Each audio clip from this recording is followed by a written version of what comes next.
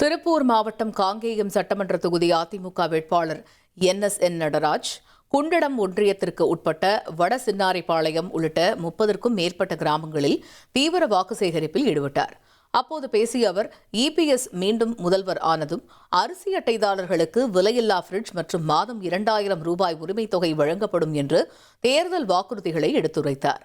தான் ஏற்கனவே சட்டமன்ற உறுப்பினராக இருந்தபோது காங்கேயத்திற்கு அரசு கலைக்கல்லூரி கொண்டு வந்ததை சுட்டிக்காட்டிய அவர், மீண்டும் தன்னை அதிக வாக்குகள் வித்தியாசத்தில் வெற்றி பெறச் செய்யுமாறு கேட்டுக்கொண்டார்.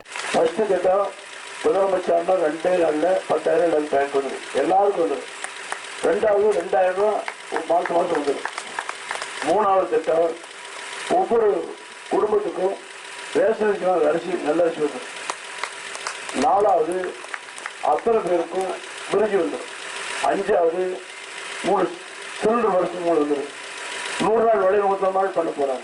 1,28,00,000 மனங்களை வென்ற தந்தி டிவி யூடியூப் சேனல். தவிர்க்க முடியாத தம்ப்நெயில், கலக்கலான கான்டென்ட்ஸ். நீங்களும் இந்த குடும்பத்தில் இணைய இப்பவே சப்ஸ்கிரைப் பண்ணுங்க. அசுரபலம் கொண்ட எங்கள் டிஜிட்டல் கரங்களில் உங்கள் விளம்பரங்களை சேர்க்க வாட்ஸ்அப் பண்ணுங்க. 8939888378. Email advtthanditv@dttv.in.